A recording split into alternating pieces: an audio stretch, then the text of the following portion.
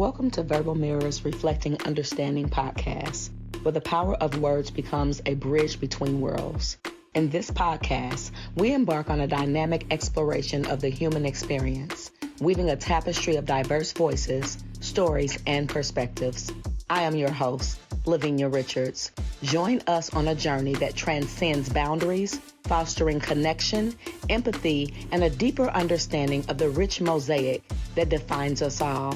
Get ready to reflect, resonate, and embark on a transformative odyssey through the art of conversation.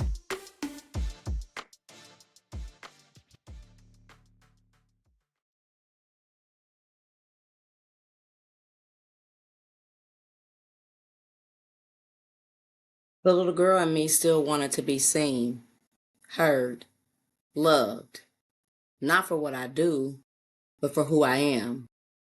Healing her changed everything. Because when you heal her, you free every woman that comes after you. Today we're going to talk about healing the inner child, breaking generational cycles. What's up, people?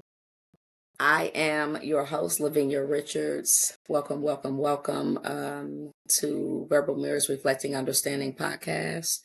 I wanted to talk about healing the inner child because I think that it is imperative that we deal with the root cause of who we are. And what I mean by that is that's what shapes us. That's what molds us. That's what makes us, that's our foundation, right? And so a lot of times when we don't heal those things, right? When we don't address those things, when we don't go to those things and say, hey, I need to address this, it affects us as adults and we don't even know that it's happening. One of my childhood wound stories, because I have several, but I think the biggest for me is maybe my father leaving when I was in a pumpkin seat. Now let's be clear, I don't remember him leaving, okay? But when he and my mother split up, when they decided that they were going to divorce and he left, he always tells me a story about how he, had me in the back seat of his, I think it was a Lincoln, if I'm not mistaken. And how he was explaining to me that he had to leave or whatever. Of course, like I said, I don't remember that. Fast forward, me and my dad are like the best of friends now. I love him very much. We have a very good relationship. But at any point, at any rate, that's what was going on in my life, right? So the other part of that is my mom. My mom, beautiful woman. She and I too are very close. We have a very good relationship. And so let me be clear, this is not to bash them, but this is my story. This is about my childhood wound story. And so the other part of that, my father leaving, and then I don't know, my mom was a single mom, going through a lot at the time, I'm sure, trying to figure out life, trying to figure out how to make it all work and come together. And she would leave me at home by myself. I know some of those instances she definitely had to work, but there were many that she didn't. And so I would be at home by myself. I would be at home crying. I want my mama, of course, I wanted my dad, but I didn't realize how much I wanted my dad until I would see my mom being physically abused, right? So by other men, not by my dad. So those are some of my childhood wounds. Now, the reason why I chose those specifically, because I feel like it's what led to this chaotic childhood that I grew up around. I come from very, very humble beginnings, right? So I came up in a more street environment, poker houses, things like that. And so when I would be at home by myself with my mom, I do know sometimes she would be at work. And I remember one time talking to my mom on the phone. This is how young I was. And she told me, she asked me what I was doing. And I got in the chair and I answered the phone. We had the rotary dial phones out. We had to wait for it to come back. Anyway, so I remember talking to her And she asked me what I was doing, and I told her I was eating some cheese. And I asked her, I said, "You want some?" And she said, "Yeah." Well, I'm so young, not knowing the difference. I'm thinking that if I put the cheese in the holes of the phone, she could get some cheese, right? So she got home and she saw cheese all in her phone. I didn't know any better. I was a baby, maybe about 5 or 6. So my point is, I would yearn for my mom. I would miss my mom, when she would be gone and all of that. So as a result, it caused me to develop codependency issues.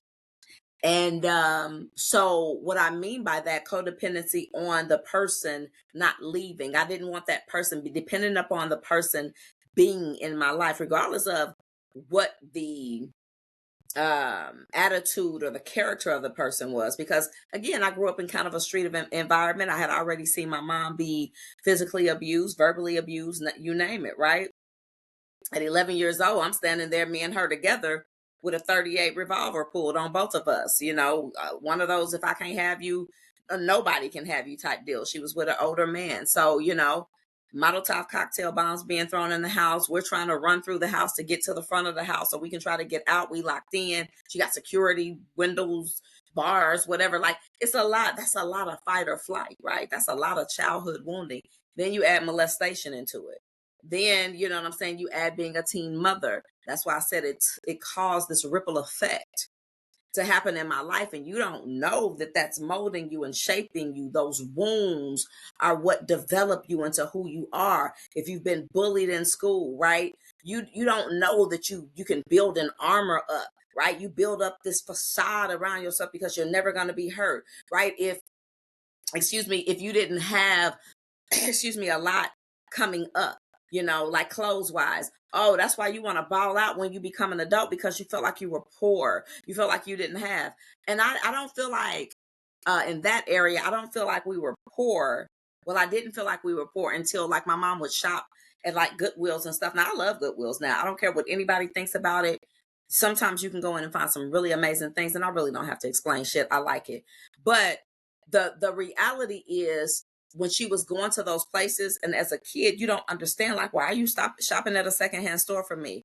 You know what I'm saying? So it's all of these things. So growing up, though, I despised any type of secondhand stores. You know what I'm saying? I couldn't stand them. I'm just like, oh my God, I'm not going to any of these stores. But again, now that I'm older and understand, and I like a find, sometimes you can go find something that nobody else has that is a classic. You know what I'm saying? But anyway, those things are what molded me and shaped me to live in fight or flight mode, to become codependent upon toxic relationships and behaviors. I was so busy not wanting the person to leave that I was accepting the toxicity that I swore I would never accept, that I watched my mother go through. Right. And so sometimes you don't know that as an adult you're being triggered back to that child that you never healed. Mhm. Um, it triggers things, and so you don't even know. I can even word it another way. Sometimes you don't understand that the adult triggers that you have right now are because of your childhood. It's hard when you grow up in a household. Now, this didn't necessarily happen to me, but I'm just giving some other examples because my story is my story, but somebody listening may have a different story. It's hard when you grew up in a household where maybe you were judged and ridiculed and talked about and told you were never going to be anything, told you were never going to amount to anything. Now, I did have some people to tell me that. My mother never told me that, though. In the household, and neither did my father. But some people in my family did, right? Especially when I got pregnant, it was doom and gloom. Whatever will I do with my life? But it's just, when you know these things are happening in your life, you don't look at it as if it's something from childhood, but it is. When you going through that and somebody told you wasn't going to be nothing, you ain't going to never amount to nothing, this, that can take over your subconscious and make you devalue yourself. That can make you hear that enough times, you get up and you just like, man, I ain't gonna be nothing no way, because you've let somebody just enter into your spirit, lie to you, and dictate to you what your narrative's gonna be. That's because you didn't heal that childhood wound. Now you still believe in what your uncle told you, your alcoholic uncle, or your alcoholic parent. Because sometimes it's not the people that's not closest to us that hurts us, it's the people that's closest to us that hurts us, right? These childhood wounds can affect you in so many ways. A lot of us have mental illness or have experienced mental illness as a result of childhood traumas and wounds that we have not healed and gotten through. And so for me, I needed to be the one to break that generational cycle, right? That's why I titled this Healing the Inner Child, Breaking the Generational Cycles. Because how many else of you can relate? It's time for us to break that. Like, we doing stuff because our grandmothers did it, or our great grandmothers did it, or our big mamas or nanas or whatever, Medeas, whatever it is. We're not doing it off of the strength of what we know, right? We're doing it off of other people's pain, some of our own pains from those childhood wounds. And now we're carrying a lineage of trauma in our bloodline. No, it's time to break that. You have to decide, one, that you want the healing. You cannot stay a victim and enslaved to your childhood forever. One, you're not there anymore. So anything that you're keeping alive is because you want to.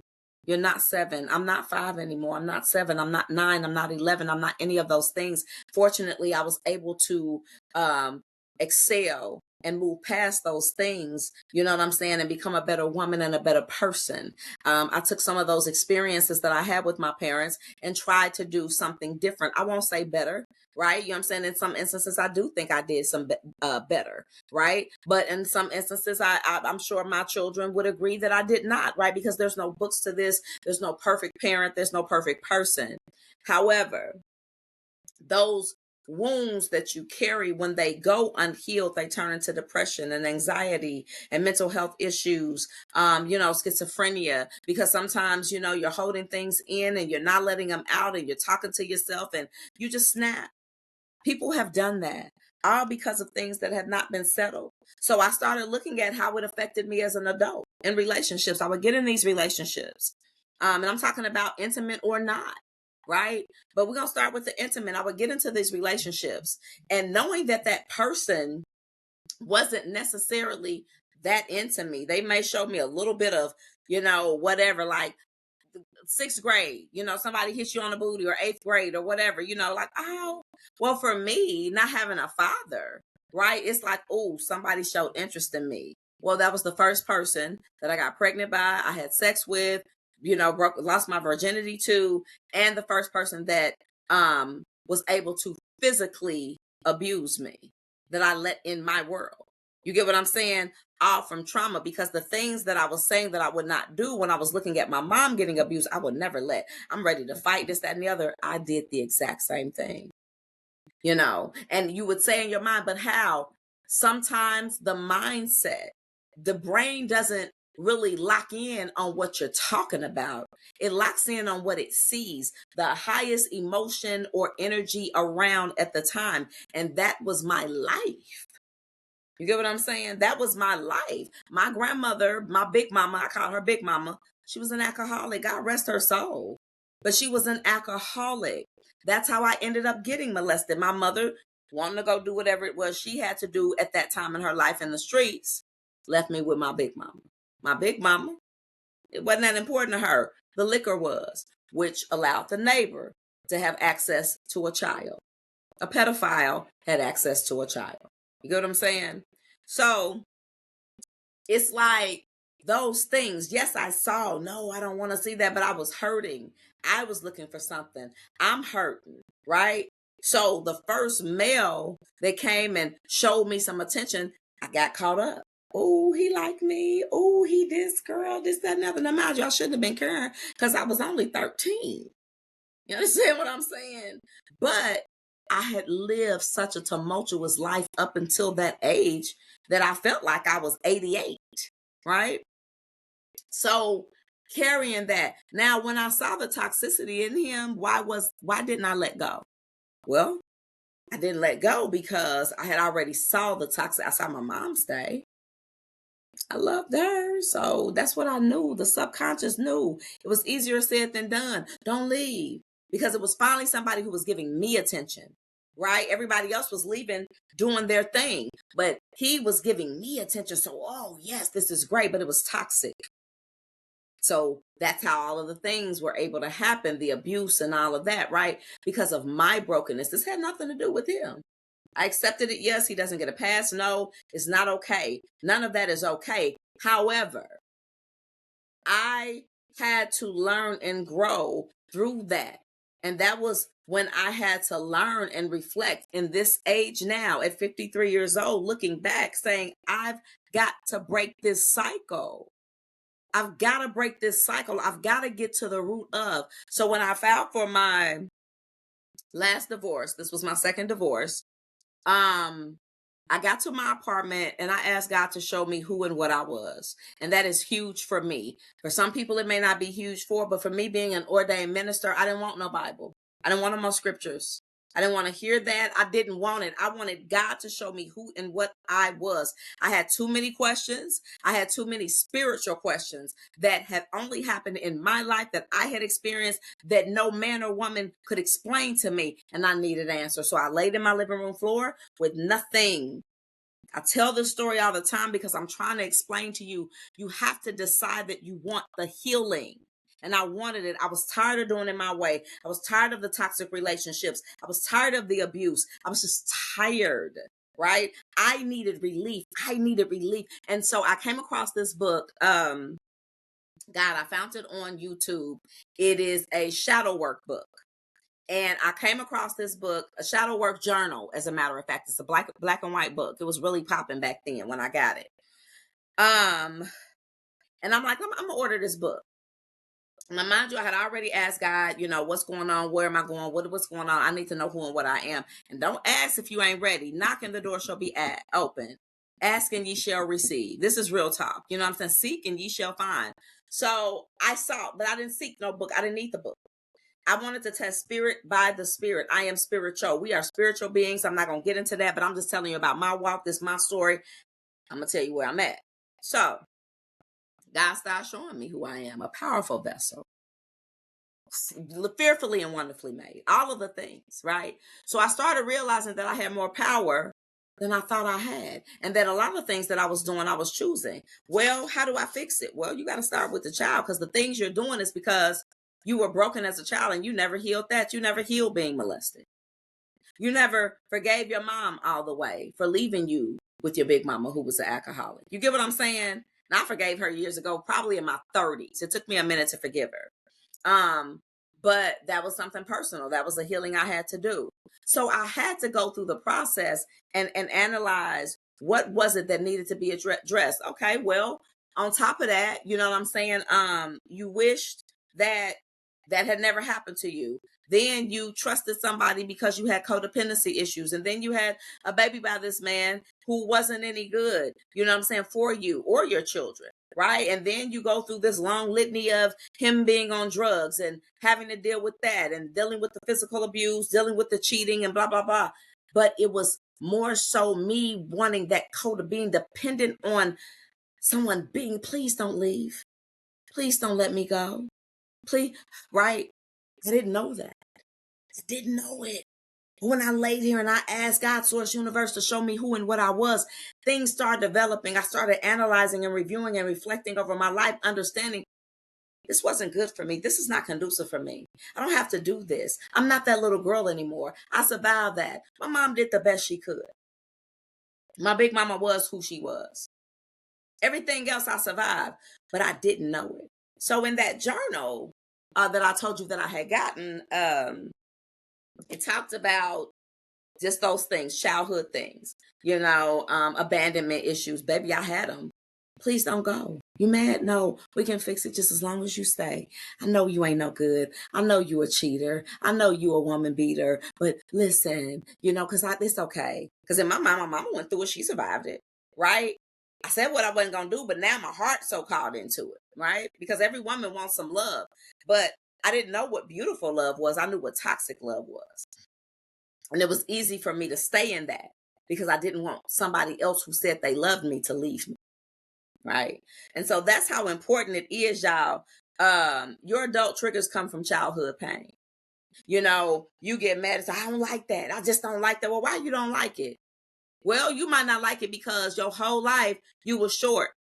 I'm short. I'm only 5'1". You know what I'm saying? So imagine how tall I was in junior high school and high school. Right? So it might just be people picking on you because of your size. You know what I'm saying? Now I'm thinking if I gotta grab something while I'm walking home and bust the bitch upside her head. This is real stuff. So fear. I was always in fear. What's gonna happen? Just so-and-so touched me. What's going on here? They about to fight. He got a gun. That was my life. And it had me fucked up as an adult. It really affected me. That was my childhood. Fight or flight. That's why I kept swinging and swinging and swinging and swinging, right? That's what we think. We're supposed to just keep living in fight or flight. I keep telling y'all, I was so sick. Depression, anxiety, taking all kind of medications. I had about the tubs. I'm not lying. If you know some of my family or something like that, listen. But the reality is, I didn't realize that I was hindering myself. I was hurting myself. So when God started revealing to me who and what I was, then I started seeing that I was more than a conqueror. Then I started seeing that I was truly a spiritual being on this earthly plane. Then I started understanding that all things are interconnected, and as a man thinketh and believeth, so is he. So I started progressing. I started elevating. So once I started doing that, I started knowing my worth. And then I started looking at my old relationships with men, with friends, with whomever. And I started realizing that's some bull. I don't need to do this. He's not worth my time. And the biggest problem with me is I'm Cancerian too, and I do get into zodiac signs. I don't care. We have characteristics and we love hard. Well, I love so hard that I forgot about me. I love so hard that I let my childhood issues unhealed, the unhealed version of myself that I never went back to hug that little girl, to love that little girl, to tell that little girl we survived, to tell that little girl that we don't have to live in fight or flight no more, to tell that little girl that no other man will hurt you or abuse you no more, to tell that little girl that you deserve the love that you wanted and needed at that time, and to tell that little girl that I am here, we are safe, and the love that she missed back then, I'll give it to her now. That's empowering. That's some empowering shit. But the reality is I didn't know that's what was going on in my life. Right? And so you got to go back and you got to heal. I want you to do something for me too, because I want to talk about some healing practices. You know, I gave a little synopsis of what happened with me or whatever. And I'm telling you, I got so much life story, like as I'm sure many of you do. I'm not downplaying that. I have so much life story though, y'all. Listen, we're gonna have a lot of things to talk about, whether we have a guest or not. But the one thing I want to talk about is healing. I talked about the pain and the trauma. The one thing I want you to leave here with, one, is an understanding. But the second thing is some sort of outlet, some sort of call to action, some sort of resource that you can use to help you to be better, or to help make your day better, or to help make your life better. If I can drop one gem, one word, one comment, right? Then I've done my job. But I want you to write a letter to your younger self. Write a letter to your younger self. And now the thing about it is, I know you're waiting on me to say, well, write it and say this. Well, I can't tell you what to say because I don't know what your younger self went through. But I can tell you the letter that I would write to my younger self. I can give you a little bit of it anyway. Dear LaVenia, I'm so proud of the woman that you became. You were so strong. You were so powerful, even as a little girl. And you know what? I just want to hug you and tell you how much I love you for holding on, for not giving up, for allowing us to get here. I would tell her, oh my God, I'm so proud of the woman that you decided to be, because So many people counted you out. LaVenia, the little girl that you are, you're so amazing. You're so bountiful, so fruitful. You're so blessed. And LaVenia, you never have to worry again, because I will never let any other person or thing hurt you or harm you or make you come last ever again. You matter. You've always mattered, and you always will, and you're worthy of the love that you needed back then, the love you desired back then, and the love that you wanted. I love you. Write your younger self a letter. The other thing I want you to do is reparent through affirmations and play. Okay? Reparent. Go play. Don't reparent yourself. You want to go to Great America, go to Great America. You want to go to Kings Island, go to Kings Island. If you decide you want to go right now and go swing on a swing, go swing. Reparent yourself. Do all the things that you wish you could have done when you were younger. Do all the things that you wish you could have, or purchase the things that you wish you could have purchased when you were younger, if you can afford it. Right? Go and live. Go to the comedy show. Laugh. Laughing is literally healing. It releases endorphins, happy ones. Go to the beach. Right? Go play volleyball. Go do whatever it is that you felt like you wanted to do as a child, but you couldn't do it. Grab those jacks. Get the bat and ball. Right? Reparent yourself. Affirm to yourself that you're worthy of the love, that you're worthy, that whatever it was that happened back then was not your fault. It was an experience, and you survived that experience. And you're worth more than anything you've ever been through. You're worth more than anybody that tried to tear you down, any negative thoughts that you think about yourself. You are not a victim of your circumstances. You are a victor. You're a conqueror. Right? Yeah, reparent through affirmations and play. So I talked about the play affirmations. Write them down. Talk to yourself in the mirror. And I know you might be looking at yourself and be like, no, but you're looking at the mirror and they told me I was ugly. But now, what do you believe about yourself? They told you something that they felt about themselves.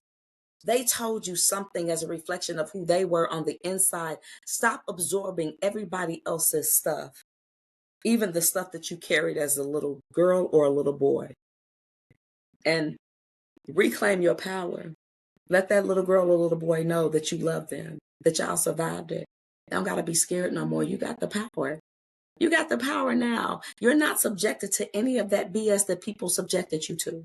You are not a victim anymore. You are not that person when you were 7 and you were being pushed around and bullied. You are not that person that was being judged because you had holes in your shoes no more and all the kids talked about you and you would come home crying. You are not that person who used to stutter in school and everybody who used to talk about you and shit. Now you feel like you can't talk or whatever. Now, let me tell you something. You're not that same big obese person. You lost the weight, but you still feel fat because you still feeling judged from what they did to you as a child, and it molded you and it shaped you and it helped you build up these defense mechanisms, and you're not even living because you never healed that child. Let me be the one to help you today. The other thing I want you to do, the biggest takeaway that I want you to do is for you to remember that you are the cycle breaker. I want you to affirm that for me. You are the cycle breaker. I like to even go a step further. I am the generational curse breaker for my family. And I'll take on that. Yes, I ain't nothing but 5'1", but this spirit I got in me, this strength, this power that I got up, she don't quit. I don't know nothing about it. I don't know nothing about no quitting, giving up. It's not in my DNA. It won't ever be in my DNA. I ain't met nobody that's going to make me quit. I've not met a situation that's going to make me quit. I fall. I fold, but I don't break. Because I know as long as I faint not, as long as I keep my eye on the prize and trust God's source universe and not quit, I'm going to get to the mark with or without somebody next to me, because all I need is God's source universe. So remember, you are the cycle breaker. Now, the affirmation I want to give you, I give my inner child the love he or she always needed. I give my inner child the love he or she always needed. Why do I want you to affirm? Because words are powerful. You can actually speak your life into existence, an existence of powerful abundance or poverty. It's a choice. And you have to decide what end of the spectrum you want to be on, and stop trying to live life for anybody else. The healing is an inside job. Once you start doing that, a lot of people won't understand. They won't understand why you're not broken anymore. They won't understand why you're not still going to the same old broken ass places anymore. They won't understand why you don't hold the conversations anymore. You're not there anymore. You don't live there anymore. I cannot go back to 810 Wheeler Street, Gary, Indiana anymore. I can't do it. I can never go back there, right?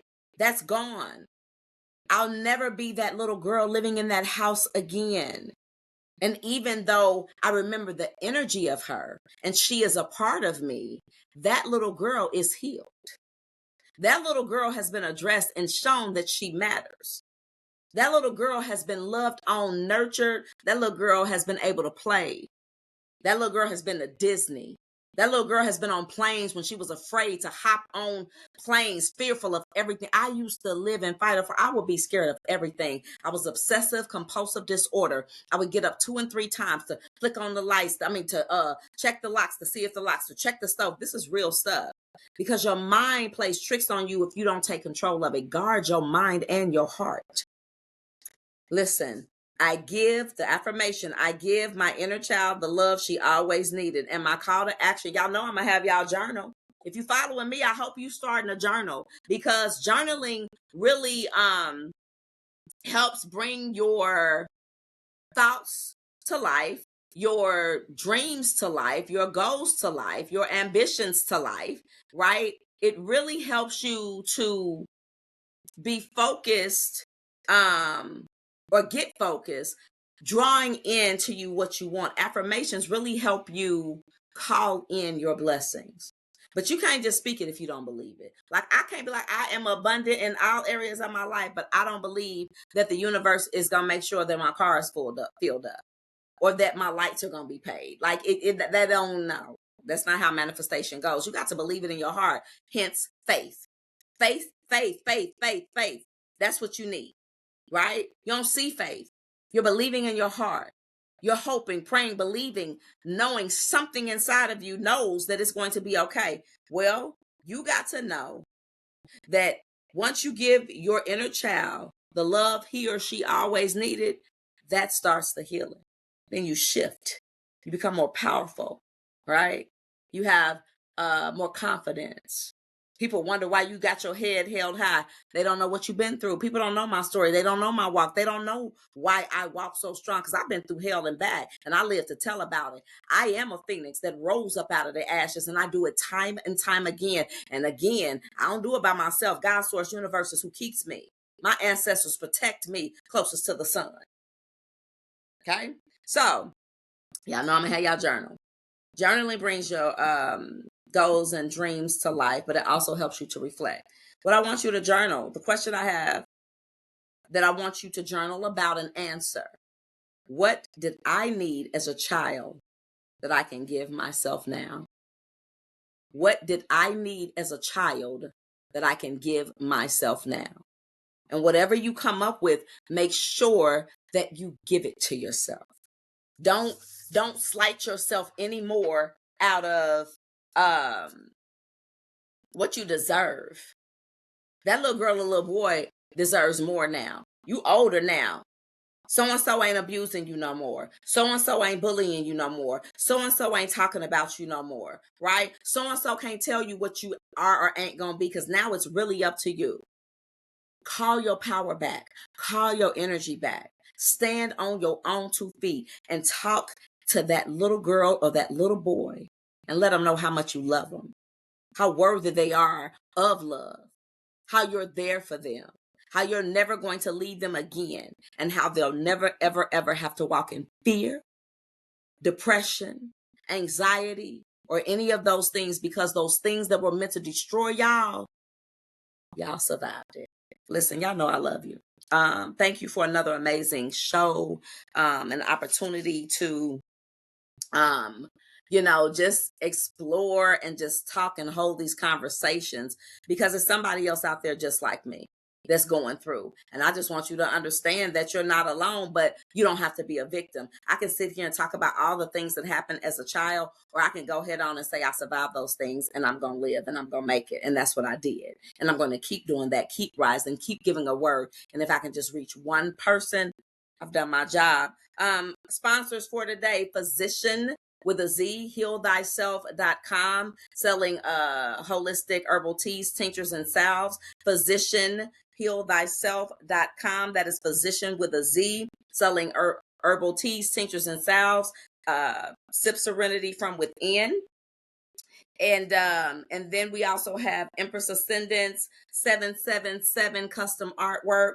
You can go to Empress Ascendance 777ca.square.site and check out their custom Afrocentric art, custom made by moi.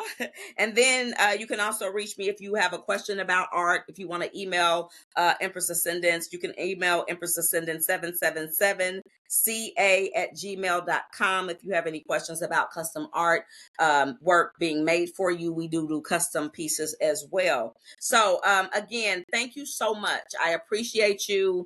Hopefully, I reach someone, and hopefully this helped you. I always want to leave you with something that can empower you and can help, and that can help you. Yeah, I'll get on here and be on some BS sometimes, because that's what I want to do. I want to express. Everything doesn't have to be so serious all the time, but I also want people to understand what people are going through, not be so quick to judge. But I also want you to understand what you may or may not be going through, right? And be able to deal with those situations, those issues, and heal from it. So y'all, you know how we do. Until next time, until next week. I love you guys. Thank you so much for joining Verbal Mirrors Reflecting Understanding, so we can express and exchange conversation and have a better understanding and respect for others, and one another, and for ourselves. So until next time, guys, have a good one. Bye.